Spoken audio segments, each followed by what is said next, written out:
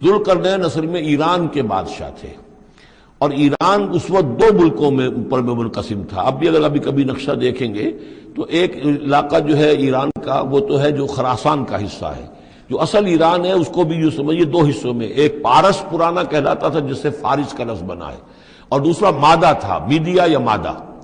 تو یہ ایک شخص ایسے ابھرے کہ جنہوں نے ان دونوں کو ملا کر ایک حکومت بنایا، اور وہاں سے سلطنت ایران کا جو یوں سمجھیے کہ جو ان کا ایک سنہرا دور ہے، اور ان کی عظمت و سطوت جس کی کہ وہ بہت زیادہ جس پر فخر کرتے ہیں، اس لیے کہ ایرانی قوم بڑی نیشنلسٹ ہے، نسل پرست ہے، ان کے اندر اپنی تاریخ پر، اپنی روایات پر جو ہے وہ بہت ان کو فخر ہے۔ تو وہاں سے وہ دور شروع ہوا، اور انہوں نے پھر اس علامت میں کہ میں نے دو ملکوں کو جوڑ کر ایک بنایا ہے، اپنے تاج کے اندر دو سینگ لگا لیے تھے، اور وہ جو ہے ذوالقرنین یہ لقب ان کا ہو گیا تھا۔ اس کے حوالے سے سوال کیا گیا، اور اس کے بارے میں تفصیل جو اگلے رکوع میں آئے گی۔ اعوذ باللہ من الشیطان الرجیم، بسم اللہ الرحمن الرحیم۔ وَيَسْأَلُونَكَ عَنْ ذِي الْقَرْنَيْنِ قُلْ سَأَتْلُو عَلَيْكُمْ مِنْهُ ذِكْرًا۔ صدق اللہ العظیم۔ ذوالقرنین کے بارے میں آپ کو بتا چکا ہوں کہ ان کا نام تاریخ میں جو مشہور ہے وہ کہ خسرو یا سائرس، اور انہی سے اصل میں ایران کی عظمت کے دور کا آغاز ہوا تھا۔ چنانچہ تقریباً میں سمجھتا ہوں کہ شاید 25-30 سال پہلے کی بات ہے، جب شہنشاہ ایران، اس وقت جب کہ ان کی بادشاہت جو ہے وہ بڑے عروج پر تھی، انہوں نے 2500 سالہ برسی منائی تھی انہی کہ خسرو کی، سائرس کی۔ ان کی قبر جو ہے مقبرہ وہ دریافت ہو گیا تھا، اور وہاں پر ان کا ایک مجسمہ بھی دریافت ہوا تھا کھدائی پر۔ اس مجسمے میں وہ دو لگے ہوئے تھے سینگ بھی۔ اس موضوع پر سب سے پہلے مولانا ابوالکلام آزاد مرحوم نے جو اپنی ترجمان القرآن کے نام سے انہوں نے مختصر ترجمہ اور تفسیر لکھی ہے، اس میں بڑے تفصیلی نوٹس لکھے ہیں۔ سب سے پہلے اہل علم کے حلقے میں ان کے بارے میں جو معلومات ہیں وہ ان کے ذریعے سے آئی ہیں، اب یہ تقریباً یونیورسلی ایکسیپٹڈ ہے۔ پھر سوال پیدا ہوتا ہے کہ ان سے کیا دلچسپی یہود کو تھی، تو وہ بھی سمجھ لیجئے کہ نبوکدنضر نے 587 قبل مسیح میں حملہ کیا تھا فلسطین پر، اور نبوکدنضر عراق کا بادشاہ تھا۔ اس مڈل ایسٹ کو ذہن میں رکھیے کہ میڈیٹرینین کے بالکل ساتھ ہے ملک شام، اور شام ہی کا ایک علاقہ فلسطین ہے۔ اس وقت جو ہے یہ فلسطین اور اسرائیل اور شرق اردن اور ویسٹ بینک اور لبنان، یہ سب مل کر جو ملک بنتے ہیں، در حقیقت یہ شام عرب ہے، یہ شام ہے۔ پھر اس کے مشرق میں یہ عراق عرب یا عراق ہے، اور اس کے مشرق میں پھر ایران ہے۔ تو عراق کا بادشاہ تھا جس نے حملہ کیا تھا یروشلم پر، تباہ و برباد کیا، اور ان کو قیدی بنا کر لے گیا۔ کیپٹیوٹی کا دور ان کا تقریباً 150 برس کا ہے۔ لیکن اس عرصے میں ایران میں یہ شخصیت ابھری کہ خسرو کی یا سائرس کی۔ اس نے پھر فتوحات کا دائرہ شروع کیا، تو سب سے پہلے عراق کو فتح کیا، بیبیلونیا کو، اور یہاں پر جو یہ اسیر تھے یہودی، ان کو اجازت دے دی کہ تم واپس جاؤ، اپنا یروشلم آزاد کرو، اپنے جا کر آباد کر لو دوبارہ۔ تو گویا کہ یہ محسن ہیں ان کے، ذوالقرنین جو ہے ان کے محسن ہیں، جن کی وجہ سے کہ جن کے ذریعے سے اللہ تعالیٰ نے انہیں بیبیلونیا یعنی عراق کی کیپٹیوٹی جو ان کی اسارت کا دور تھا اس کو ختم کیا، آزادی ملی، اور پھر یہ واپس آئے۔ حضرت عزیر علیہ السلام کے ساتھ قافلہ آیا ہے، اور وہ تقریباً پھر انہوں نے آ کر یہاں اثر نو اس شہر کو بھی آباد کیا، اور ہیکل جو ہے حضرت سلیمان علیہ السلام کا بنایا ہوا جو وہ عبادت خانہ تھا اس کو دوبارہ تعمیر کیا۔ اس اعتبار سے ذوالقرنین جو ہے وہ ان کی تاریخ میں ایک معروف شخصیت ہے۔ تاریخ سے معلوم ہوتا ہے کہ انہوں نے پھر ایران کی پہلی حکومت کو کنسولیڈیٹ کر کے پارس اور مادہ کو ملا کر ایک سلطنت ایران بنائی۔ پھر ان کی فتوحات کے 3 دائرے ہیں۔ مغرب کی طرف میڈیٹرینین تک پورا علاقہ فتح کر لیا، مشرق میں پھر یہ ہمارا جو مکران تک کا علاقہ ہے، یہ سارا کا سارا علاقہ ایران کے ساتھ ہی ملتا ہوا ہے، بلوچستان، مکران، یہ پورا علاقہ انہیں فتح کیا۔ ایک مہم ان کی شمال کی طرف گئی، بحیرہ کیسپین جو ہے، اور ادھر سے جو وہ بلیک سی ہے، بحیرہ اسود، ان دونوں کے درمیان جو پہاڑی سلسلے ہیں، یہ شمال کی طرف جو ہے تیسری مہم گئی۔ جیسے کہ حضرت عمر رضی اللہ تعالیٰ عنہ کے عہد میں بھی 3 لشکر نکلے تھے مسلمانوں کے جزیرہ نما عرب سے. ایک لشکر شام سے ہوتا ہوا پھر مصر کی طرف گیا ہے، ایک لشکر عراق سے ہوتا ہوا ایران کی طرف گیا ہے، اور ایک لشکر سیدھا شمال کی طرف گیا ہے اور کوہ کاف تک جو ہے جس کو کوکیشیا کہتے ہیں وہاں تک کی فتوحات حاصل کی مسلمانوں نے. تو تقریباً یہی سمجھیے کہ ایک بلو پرنٹ تھا جو کہ یعنی ہمارے اس دور خلافت راشدہ سے جو سمجھیے کہ لگ بھگ کوئی 2000 سال قبل جو ہے یہ واقعہ پیش آیا ہے، یا بلکہ اس سے کم کوئی 1500 سال قبل یہ واقعہ پیش آیا ہے. اور یہ ذوالقرنین جو ہے یہ یہاں پر ایک بڑی عظیم سلطنت کے بانی بنے، لیکن نیک آدمی تھے. اور معلوم یہ ہوتا ہے کہ یہ اصل میں جو کہانیاں ہیں یہ ان کے داستانیں ہیں کہ ان کو قتل کیا جانا تھا. یہ کہیں شہزادے تھے کسی چھوٹی سی مملکت کے، اور وہاں سے ان کو کسی نے بچایا کسی طریقے سے، اور پھر یہ صحرا میں رہے روپوش، اور وہاں کسی نبی کی تعلیم سے ان کو آشنائی ہوئی ہے. ہو سکتا ہے کوئی اسرائیلی نبی ہی کی تعلیم ہو، یہ بھی ہو سکتا ہے کہ زرتشت جو ہیں وہ بھی کوئی اللہ کے نبی ہوں اور ان کی تعلیم ان تک پہنچی ہو، لیکن خود ان کا کردار جو قرآن پیش کر رہا ہے وہ بہت ایک نیک مومن صالح ایک بندہ مومن اس کا کردار ہے. یہ کردار جو ہے کسی بھی درجے میں 1% بھی جو ہے وہ کسی اور دوسرے فاتح پر یا کسی اور حکمران کے اوپر جنہیں بھی ہم جانتے ہیں تاریخی اعتبار سے ان پر منطبق نہیں ہوتا. یہ انہی کی شخصیت ہے. وَيَسْأَلُونَكَ عَنِ ذِي الْقَرْنَيْنِ، اور اے نبی آپ سے پوچھ رہے ہیں ذوالقرنین کے بارے میں. قُلْ سَأَتْلُو عَلَيْكُم مِّنْهُ ذِكْرًا، ان سے کہیے میں عنقریب تمہیں اس کے بارے میں کچھ حالات بتاتا ہوں. اِنَّا مَكَّنَّا لَهُ فِي الْأَرْضِ، ہم نے اسے زمین میں بڑا تمکن عطا کیا تھا، غلبہ عطا کیا تھا. وَآتَيْنَاهُ مِن كُلِّ شَيْءٍ سَبَبًا، اور ہم نے اسے ہر طرح کا ساز و سامان وسائل و ذرائع تمام اسباب جو ہیں فراہم کر دیے تھے. فَأَتْبَعَ سَبَبًا، تو انہوں نے پھر ایک مہم تیار کی، یعنی ایک فتوحات کا دائرہ مغرب کی طرف. حتیٰ اذا بلغ مغرب الشمس، یہاں تک کہ جب وہ سورج کے غروب ہونے کی جگہ تک پہنچ گئے. اب یہ پرانے زمانے میں ظاہر بات ہے کہ پورا اس سے زیادہ نقشہ تو لوگوں کو معلوم بھی نہیں تھا. جب میڈیٹرینین کے ساحل پر پہنچ گئے تو معلوم ہوا آگے تو سمندر ہے، اور سمندر میں پھر آدمی کو محسوس ہوتا ہے سورج ڈوبتا ہوا. اگر آپ ساحل سمندر پر کھڑے ہو کر دیکھیں تو معلوم ہوتا ہے سمندر میں سورج ڈوب رہا ہے.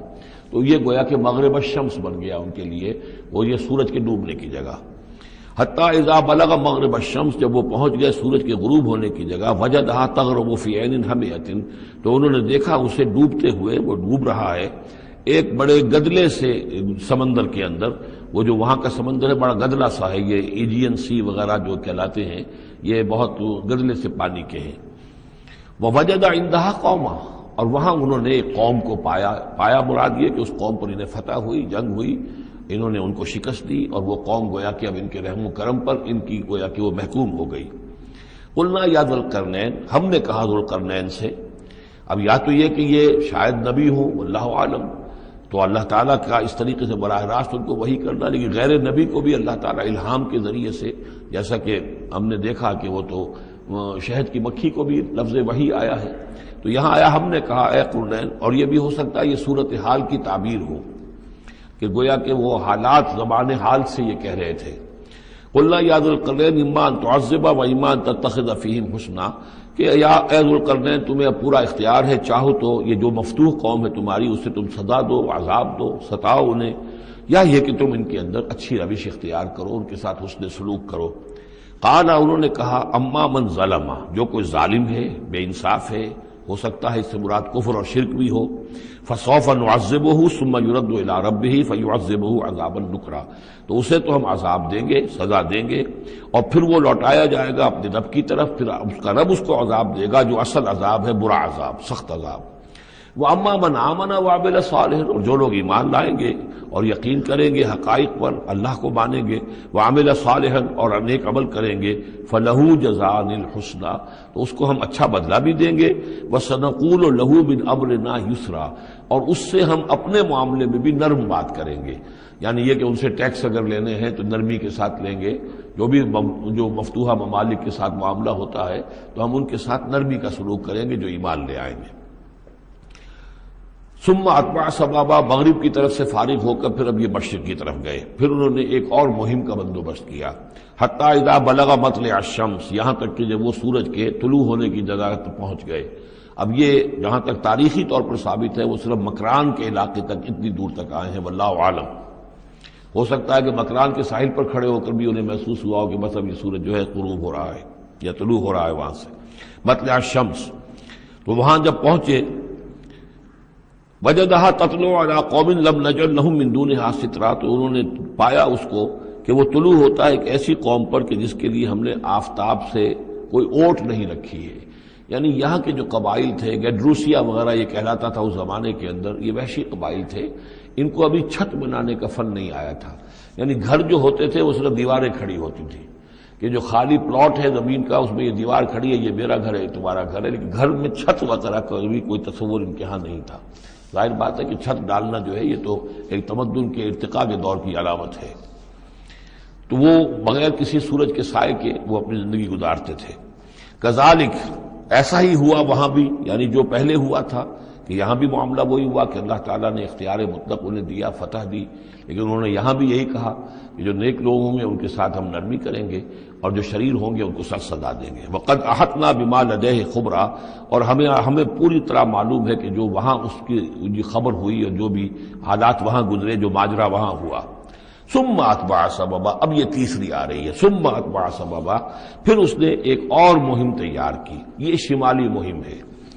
حتی اذا بلغ بین السدین، یہاں تک کہ جب وہ دونوں پہاڑوں کے درمیان پہنچ گئے، دو سد، دو دیواروں کے درمیان پہنچ گئے، تو یہ سمجھ لیجئے بحیرہ کیسپیئن داہنی طرف ہے، مشرق میں بحر اسود، اس کے درمیان یہ سلسلہ کوہ ہے اور یہ پیرلل چلتے ہیں دو، اور ان کے درمیان سے پھر وہ درے ہیں کہ جن میں سے ہو کر شمالی علاقے سے جو وحشی قبائل تھے وہ آ کر یہاں حملہ کرتے تھے، تاخت و تاراج کرتے تھے، لوٹ مار کر کے چلے جاتے تھے، جن کو یاجوج ماجوج کہا گیا ہے۔ حتی اذا بلغ بین السدین، جبکہ یہ پہنچے ان دونوں دیواروں کے درمیان، وجد من دونہما قوما، تو انہوں نے پایا ان دونوں کے ورے ایسے لوگوں کو، لا یکادون یفقہون قولا، یہ لوگ بھی ایسے تھے غیر متمدن، کوئی بات سمجھتے نہیں تھے، یعنی زبان ایسی ہوگی کہ جو ان کی سمجھ میں نہیں آ رہی تھی، لیکن یہ کہ کسی نہ کسی ذریعے سے انہوں نے اپنا ایک مطلب، اپنی ایک عرضداشت پیش کی۔ قالوا یا ذا القرنین، انہوں نے کہا کہ اے ذو القرنین، ان یاجوج و ماجوج مفسدون فی الارض، یاجوج اور ماجوج جو قومیں ہیں یہ زمین میں بہت فساد مچانے والی ہیں۔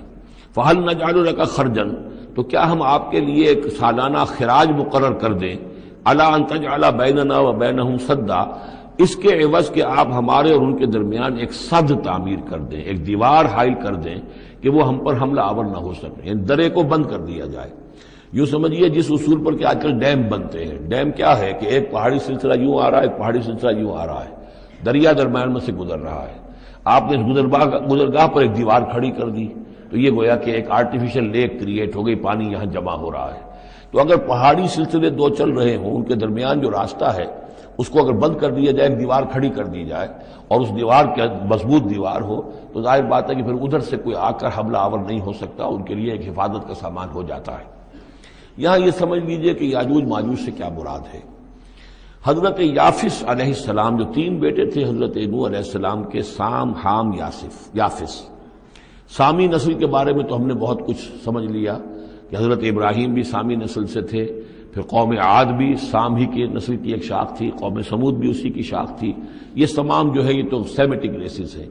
حضرت یافس کی اولاد نے یہ سینٹرل ایشین ماؤنٹینز کا جو سلسلہ ہے اس کو کراس کیا اور شمال میں چلے گئے، اور شمال میں جا کر دائیں بائیں پھیل گئے۔ پھر یہ میدان ہے، ٹنڈرے کے میدان اور فلانے میدان اور بڑے بڑے کھلے میدان ہیں، تو گویا کہ ایشیا کو درمیان میں جو سلسلہ کوہ تقسیم کر دیتا ہے، ایک شمالی حصہ ہے، ایک اس کا اس کے جنوبی حصہ ہے، یہ شمالی میں چلے گئے اور جا کر پھر پھیلنے میں وہ مشرق کی طرف آئے تو چین اور ہند چینی تک یہ ساری قومیں جو ہے یہ یلو ریسز، یہ انہی کی نسل سے ہیں۔ اور مغرب میں چلے تو روس، اور روس سے ہو کر روس کے ساتھ ملتا ہوا علاقہ اسکینڈینیوین کنٹریز کے ساتھ، پھر وہاں سے وہ اتر کے اور یورپ کے بھی جو یہ مغربی ممالک ہیں، اینگلو سیکسنز جو ہیں، یہ بھی در حقیقت اسی سے اسکینڈینیوین کنٹریز سے اترے ہوئے لوگ ہیں۔ تو یوں سمجھ لیجئے کہ ویسٹرن یورپ اور ایسٹرن یورپ کا بھی خاص طور پر شمالی علاقہ، اور پورا یہ روس کا علاقہ، اور پورا صحرائے گوبی، اور پورا چین، اور وہاں تک جو ہے ہند چینی تک، یہ یافس کی نسل ہے۔ یافس کے جن بیٹوں کے نام تورات میں آئے ہیں، کئی نام ہیں، وہ کوئی ایک دو نہیں، ان میں گوگ اینڈ میگوگ بھی ہے، توبال بھی ہے، موسک بھی ہے۔ موسک ایک شخص کا نام ہے، اور ماسکو ہو سکتا ہے کہ اسی نے آباد کیا ہو اور وہیں سے وہ نام بنا ہو۔ توبال اور بالٹک سی جو ہے اس ایریا کے اندر جو ہے بالٹک سٹیٹس، توبال ان کے ایک بیٹے کا نام تھا۔ یہ تورات کے اندر نام دیے گئے ہیں۔ گوگ اینڈ میگوگ، جاجوج ماجوج، یہ بھی انہی کے بیٹوں کے۔ یہ تمام اقوام جو ہے یہ وحشی ہیں، اور یہ تاخت و تاراج کرنا، لوٹ مار کرنا، یہ ان کا طریقہ ہے، اور ان کا ہے ذکر جو یہاں پر ہو رہا ہے۔ یہ جو سیلاب آیا تھا، کولونیل سیلاب جو ہم پر آیا تھا، جس میں کہ یہ اینگلو سیکسنز تھے، یہ سب کے سب جو ہیں یہ اسی نارڈک ریسز سے ہیں، یہ بھی یاجوج اور ماجوج کی نسل ہیں۔ ایک سیلاب ان کا آ چکا ہے جو آیا تھا یورپ کے سے نکل کر، یہ کولونیل سیلاب آیا اور پوری دنیا کے اوپر چھا گیا تھا۔ ایشیا اور افریقہ کو انہوں نے فتح کیا، کولونائز کیا۔ اب اگرچہ ان کی وہ بساط ایک دفعہ تو لپیٹ دی گئی ہے، وہ واپس چلے گئے ہیں، انڈائریکٹلی ہم پر حکومت کر رہے ہیں۔ ابھی ان کے جو ملٹی نیشنلز ہیں ان کے ذریعے سے، یا بینکوں کے ذریعے سے، IMF کے ذریعے سے، ورلڈ بینک کے ذریعے سے انڈائریکٹ حکومت ہے جو نیو ورلڈ آرڈر ہے۔ لیکن یہ ہے کہ ابھی ایک اور جو سیلاب ان کا آنے والا ہے وہ آتا ہے احوال قیامت کے معاملات میں۔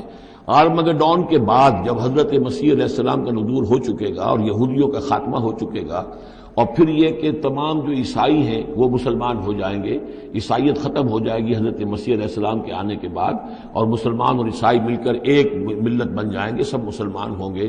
اس کے بعد آخری سیلاب پھر آنا ہے جو اس کے خلاف، وہ احادیث میں آتا ہے، پھر وہ یاجوج اور ماجوج کا ہوگا۔ اور میرے نزدیک یہ یاجوج اور ماجوج جو ہے وہ ایسٹرن علاقے سے آئیں گے، چائنا وغیرہ سے، ہند چینی سے۔ آرمگڈون جو ابھی ہونی ہے فوری طور پر بڑی جنگ، اس میں یہ لوگ جو ہے بیٹھے رہیں گے، یہ جنگ میں حصہ نہیں لیں گے۔ یہ مڈل ایسٹ میں جنگ ہوگی، یورپین پاور ساری ہوں گی، کرسچین پوری طاقتیں ہوں گی، اور ادھر جو ہے مسلمان ہوں گے، اور حضرت مہدی جو ظاہر ہوں گے، جو اللہ تعالیٰ ایک عنایت کرے گا مسلمانوں کو لیڈر عرب کے اندر، وہ پیدا ہوں گے، مجدد ہوں گے، اور ان کے ذریعے سے عرب کے اندر ایک اسلامی حکومت بھی قائم ہوگی۔ لیکن ان کے لیے مدد کے لیے خراسان کے علاقے سے فوجیں آئیں گی، مشرق سے آئیں گی، اور یہ علاقہ جو ہے وہ ہے جو ہمارے قریب ہے، اور ہم بھی اسی علاقے میں ہیں۔ اللہ تعالی ہمیں توفیق دے کہ یہاں وہ ہم پہلے اس نظام میں خلافت قائم کریں، تاکہ یہاں سے پھر فوجیں جائیں اور حضرت مسیح کے ساتھ ہو کر اور حضرت مہدی کے ساتھ ہو کر عیسائیوں اور یہودیوں کے ساتھ جنگ کریں، اور بالآخر پھر یہ کہ پوری دنیا میں اسلام کا بول بالا ہوگا۔ لیکن جب یہ ہو چکے گا، اس کے بعد ایک سیلاب پھر آئے گا یاجوج اور ماجوج کا۔ تو یہ چونکہ پوری ایک سلسلہ ہے، ایک نسلیں ہیں اس کے اندر بہت سی، تو ان میں چونکہ تفسیری اعتبار سے بہت سی باتیں جو ہے مختلف آراء بھی سامنے آئیں گی، تو میں نے جو رائے میری ہے وہ آپ کے سامنے بیان کر دی ہے۔ اس وقت بھی وہ یاجوج ماجوج تھے جو ان شمالی دروں سے آ کر حملے کرتے تھے۔ الا ان تجعل بیننا وبینہم سدا، تو کیا ہم آپ کے لیے ایک سالانہ خراج طے کر دیں تاکہ آپ ہمارے لیے یہاں ایک سد تعمیر کر دیں، ایک بند باندھ دیں یہاں پر۔ قال ما مکنی فیہ ربی خیر، اب دیکھیے ان کا کردار، ان کا مجھے جو کچھ میرے رب نے دے رکھا ہے، دولت دے رکھی ہے، مال دے رکھا ہے، وہ بہت بہتر ہے اس سے کہ جو تم مجھے پیش کر رہے ہو، مجھے خراج کی ضرورت نہیں ہے۔ ہاں تمہاری ایک ضرورت ہے، میں وہ پوری کر دیتا ہوں۔ فاعینونی بقوت، مجھے مین پاور فراہم کرو، باقی ساری سامان جو ہے میں فراہم کر لوں گا، لیکن بہرحال اس کو بنانے کے لیے، دیوار بنانے کے لیے اور دونوں پہاڑوں کے درمیان اتنی بڑی جو سد تعمیر کرنے کے لیے جو مین پاور چاہیے، اعینونی بقوت، تو محنت کے ذریعے سے، مین پاور کے ذریعے سے میری مدد کرو۔ اجعل بینکم و بینہم ردما، میں ان کے اور تمہارے درمیان ایک موٹی دیوار بنا دوں گا۔ آتونی زبر الحدید، لاؤ میرے پاس تختے لوہے کے۔ حتی اذا ساوا بین الصدفین، یہاں تک کہ جب دونوں جو اونچانے تھیں اس کے درمیان کا پورا علاقہ پر ہو گیا، بھر گیا، وہ لوہے کے تختے جو ہیں اس کے اندر بھرے جا رہے ہیں۔ حتی اذا ساوا، برابر کر دیا دونوں پھانکوں تک پہاڑ کی، قال انفخوا، اب ان کا کہ آگ جلاؤ اس کے نیچے، وہ دہکا دی بھٹی جس سے کہ اب وہ لوہا گرم ہوا اور لوہے کی تختے جو ہیں وہ گرم ہو گئے۔ حتی اذا جعلہ نارا، جبکہ وہ سارے کے سارے لوہے کے جو تپ گئے خود اور سرخ ہو گئے۔ قال آتونی افرغ علیہ قطرہ، تو کہا لاؤ میرے پاس پگھلا ہوا تانبا کہ میں اس کے اوپر انڈھیل دوں۔ تو اس طریقے سے گرین فورس کنکریٹ سے بھی 10 گنا سمجھیے مضبوط شے انہوں نے بنا دی کہ اس میں لوہا اور پھر لوہا سیسا یا تانبا پلایا ہوا، تو اس طریقے سے ایک بڑی مضبوط دیوار قائم کر دی۔ اس دیوار کے جو آثار اب بھی موجود ہیں، دیوار تو موجود نہیں ہے، یہ داریال اور دربند کے درمیان یہ کشادہ راستہ ہے اب بھی، یہ ویسٹ کوسٹ جو ہے کیسپین کا، اس کے ساتھ اس کی لمبائی 50 میل اور اس کی اونچائی 29 فٹ اور 10 فٹ چوڑی یہ دیوار تھی جو اس وقت بنی ہے، یعنی جس طریقے سے کہ بنتے ہیں بڑے بڑے بند، ان سے بھی بڑی یہ تھی صد تعبیر کی گئی۔ الصد العالی کہلاتا ہے اسوان ڈیم جو ہے، جو مصریوں نے بنایا تھا، بہت بڑا ڈیم، الصد العالی، اونچی دیوار۔ تو ہمارے ہاں یہ تربیلا اور منگلا یہ سب کیا ہے، یہ اسی طرح کے ڈیم ہیں کہ پہاڑی سلسلے آ رہے ہیں، دریا جا رہا تھا، وہاں آپ نے دیوار کھڑی کر دی، پانی رک گیا اور وہ جھیل بن گئی۔ فَمَسْتَطَاعُوا أَن يَظْهَرُوهُ، تو انہوں نے کہا کہ اب یہ لوگ نہ تو یہ اس کے اوپر سے آ سکیں گے، اس کو نہ چڑھ سکیں گے، وَمَا اسْتَطَاعُوا لَهُ نَقْبًا، نہ اس میں کوئی سوراخ لگا سکیں گے، نقب لگا سکیں گے۔ قَالَ هَذَا رَحْمَةٌ مِّن رَّبِّي، یہ سب اتنا بڑا کارنامہ کر کے بھی انہوں نے کہا یہ سب رحمت ہے میرے رب کی طرف سے، میرا کوئی کمال نہیں، یہ سب اللہ کی طرف سے ہے۔ فَإِذَا جَاءَ وَعْدُ رَبِّي، اور جب میرے رب کا وعدہ آئے گا، جَعَلَهُ دَكَّا، وہ اس پوری دیوار کو جو ہے ریزہ ریزہ کر دے گا، ختم ہو جائے گی دیوار۔ اب وہ دیوار وہاں موجود نہیں ہے، وہ ختم ہو چکی ہے امتداد زمانہ سے، اب اس کے کوئی آثار باقی نہیں رہے، بس آثار معلوم ہو جاتے ہیں کہ یہاں وہ دیوار ہوتی تھی جس سے یہ میں نے ڈائمنشنز آپ کو دیے ہیں۔ وَكَانَ وَعْدُ رَبِّي حَقًّا، اور میرے رب کا وعدہ جو ہے وہ حق ہے، سچ ہے، پورا ہو کر رہے گا۔ وَتَرَكْنَا بَعْضَهُمْ يَوْمَئِذٍ يَمُوجُ فِي بَعْضٍ، اب جب یہ وقت آئے گا اللہ تعالیٰ کا قیامت کا وقت، تو ہم چھوڑ دیں گے اس روز ان کو، یہ ایک دوسرے میں گتھم گتھا ہو جائیں گے۔ یہ جو کچھ ہونے والا ہے قرب قیامت سے پہلے، جس قسم کے لشکر آنے ہیں اور جیسی جنگیں ہونی ہیں، اور یہ جو یاجوج ماجوج جب آئیں گے تو آتا ہے احادیث کے اندر کہ پورے دریا اور پورے سمندر پی جائیں گے، ہر چیز کھا جائیں گے، اور یہ معلوم ہوتا ہے کہ یہ چینیوں کے ہاں تو خاص طور پر سانپ بچھو جو شے ہو، کتا بلی، ہر شے چٹ کر جاتے، کوئی شے نہیں چھوڑتے۔ اور میں سمجھتا ہوں کہ شاید آدم خور بھی ہو یہ کہ کسی وقت میں جب ان کو ضرورت پڑے تو آدمی کو بھی کھا جائیں، جو کتے کو، بلی کو، سانپ کو، بچھو کو، ہر چیز کو کھا جاتے۔ تو ان لوگوں کا معاملہ جو ہے واقعتاً یہ جب ابھی تو ذرا رکے ہوئے ہیں، کنٹینڈ ہے ایک طرح سے، لیکن ایک وقت میں ان کا بند کھلے گا۔ اور چونکہ پھر یہ جو ہے تمام چاروں طرف ان کے پہاڑ ہیں، ہر پہاڑ کی اونچائی پر سے من کل حدب ینسلون، نیچے اترتے ہوئے نظر آئیں گے۔ اور یہ نقشہ بعین ہی اسی طرح اخبارات میں آیا تھا جب 62 میں وار ہوئی ہے نیفا میں، جو ہندوستان کا مشرقی جو علاقہ تھا جہاں کے چین اور بھارت کی جنگ ہوئی ہے، تو اس کے الفاظ جو اخبارات میں آئے تھے، waves after waves of Chinese soldiers were coming down the slopes, لہروں کی طرح، موجوں کی طرح چلے آئے۔ ان کے تو اتنے آدمی ہیں، ان کا تو کہنا یہ ہے کہ تم سب کے سب ہلاک ہو جاؤ گے، ہمیں تم ہلاک نہیں کر سکتے، ہم تو چیونٹیوں کی طرح جو ہے بلوں کے اندر گھس جائیں گے، ایٹمک وارفیئر کے بعد تمہارا تہس نہس ہو جائے گا، ہمارا کچھ نہیں بگڑے گا، ہم پھر نکلیں گے اور پوری دنیا کو فتح کریں گے، وہ یہ کہتے ہیں۔